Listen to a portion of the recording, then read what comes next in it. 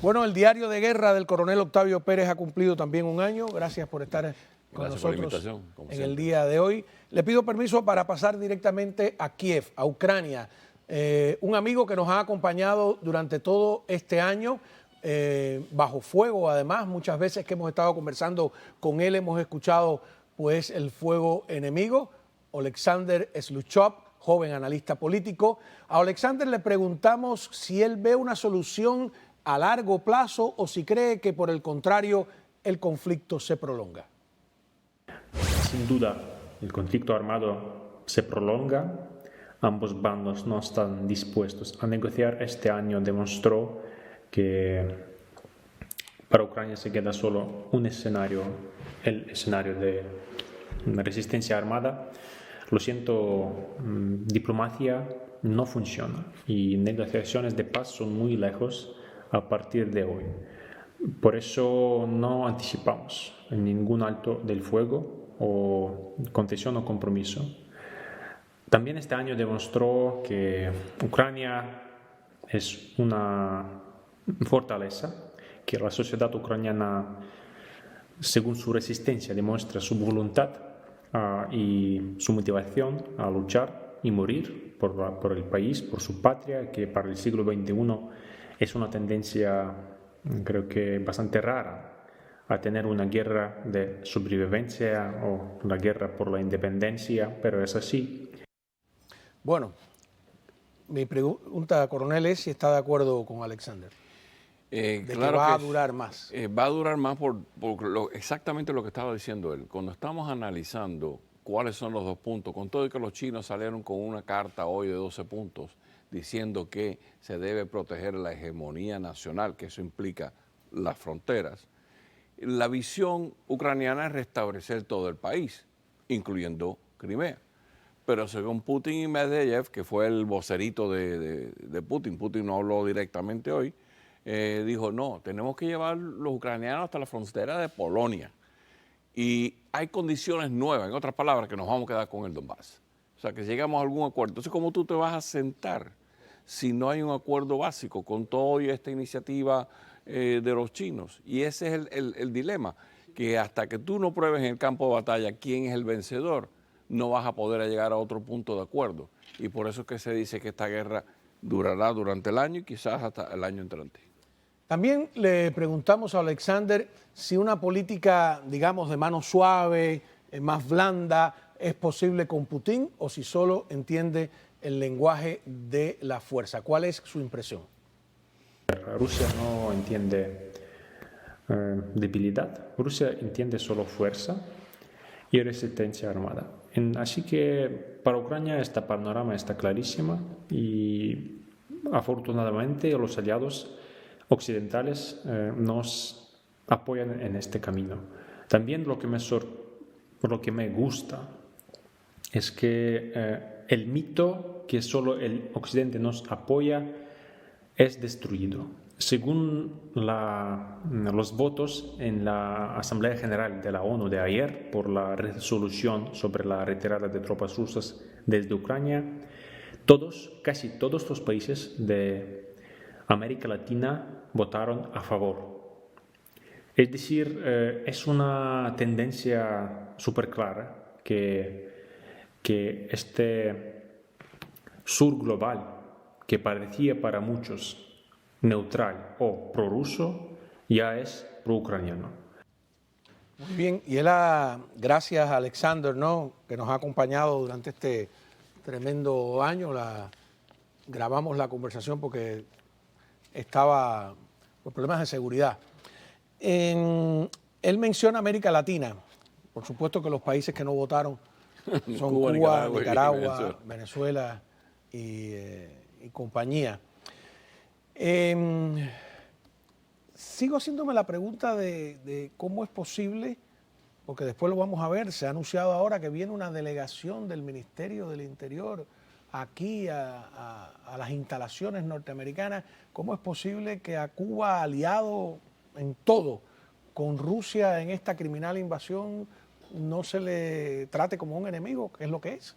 Y que esos son subyugados al Ministerio Interior, que están vetados por el Departamento de Estado como una organización que contribuye al apoyo al terrorismo. O sea, volvemos a lo que tú y yo estábamos hablando hace varios días. ¿Quién es tu enemigo? ¿Quién es tu amigo?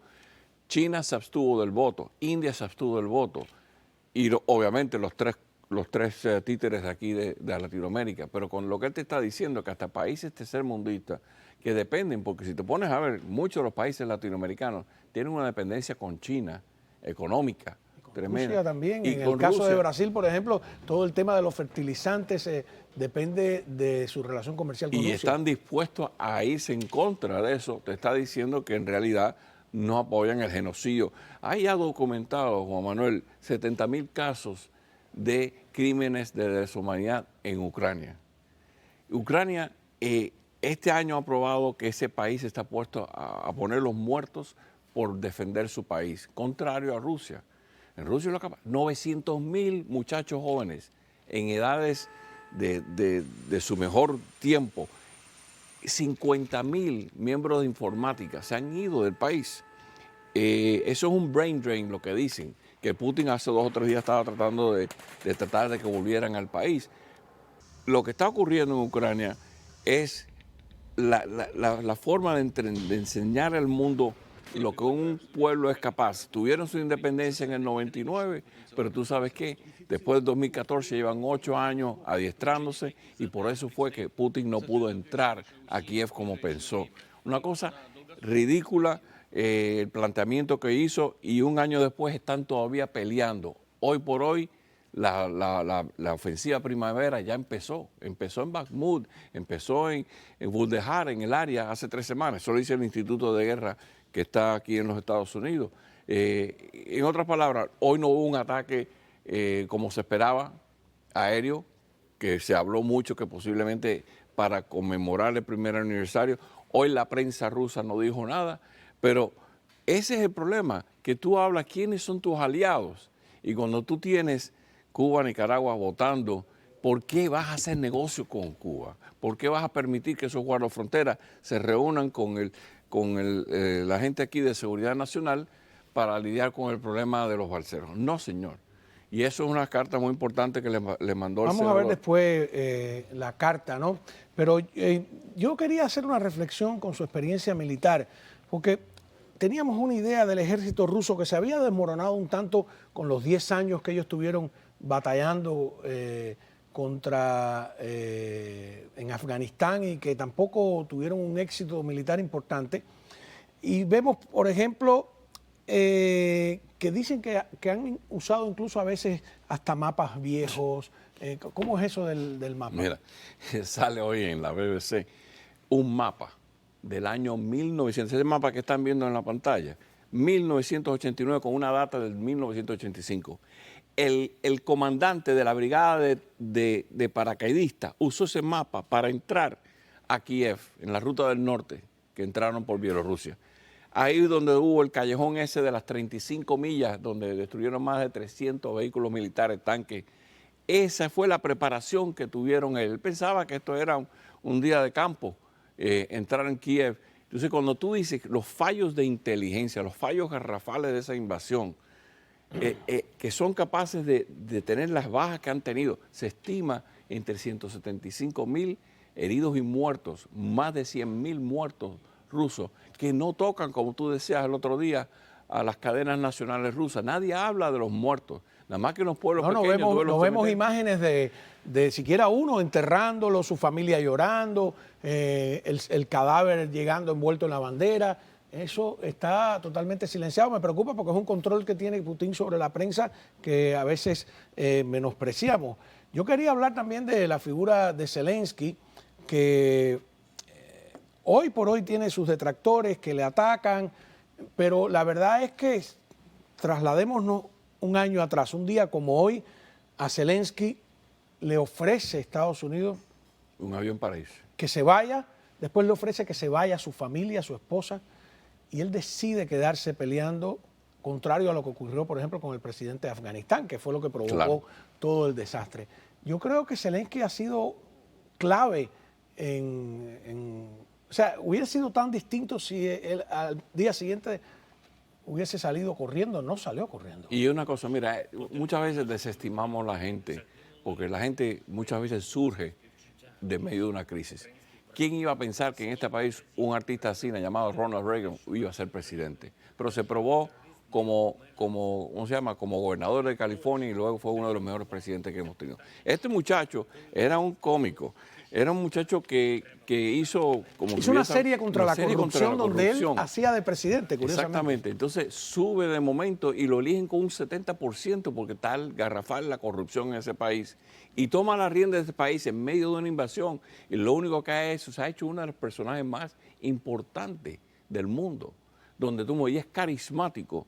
Y este hombre, como tú dices, rehusó de salir del país y muchas veces está hablando desde el Palacio Presidencial, que muchas veces pudieron haber los rusos disparado para matarlo, y él ha ido al frente de batalla, lo que no ha hecho Putin. Él ha estado en el Donbass varias veces, allí a cuestión de 20 kilómetros del frente de batalla. Y no hay quien lo quite ahora, es muy querido, es muy aprobado. Y va a elecciones en el año que viene. El año que viene. Se va a someter a elecciones. Lo que usted decía, coronel, el senador Marco Rubio, que es vicepresidente del Comité de Inteligencia del Senado, ha escrito una carta dirigida al presidente Joe Biden exigiendo que suspenda la visita que la próxima semana va a hacer una delegación castrista al cuartel general de la Guardia Costera en Washington, D.C., de aquí de los Estados Unidos. Además, instalaciones portuarias de Wilmington, en Carolina del Norte. Marco Rubio dijo, le exijo que cancele inmediatamente esta visita y proporcione una explicación clara de por qué está compartiendo nuestros protocolos de seguridad con uno de los adversarios extranjeros más antiguos de nuestra nación. Yo le agregaría a la carta, si me permiten el agregado, a un aliado de Rusia en la invasión de Ucrania. Es un aliado diplomático, propagandístico y todo lo que no sabemos. Y ponte a pensar, que es lo que dice la carta, le estás dando a él información crítica de la defensa del país, que es lo que necesita la Guardia de Frontera para supuestamente prevenir que salgan o traten de entrar la gente aquí, a los refugiados que están entrando por balsa. Muchísimas gracias, coronel, por habernos acompañado durante todo este año, y esperemos que en lo que resta, pues la guerra sea a corto plazo y no a largo plazo, como parece ser, porque se agota la paciencia. En el 24 hay elecciones en Ucrania y aquí en los Estados Unidos, ¿no? A eso está apostando probablemente Putin.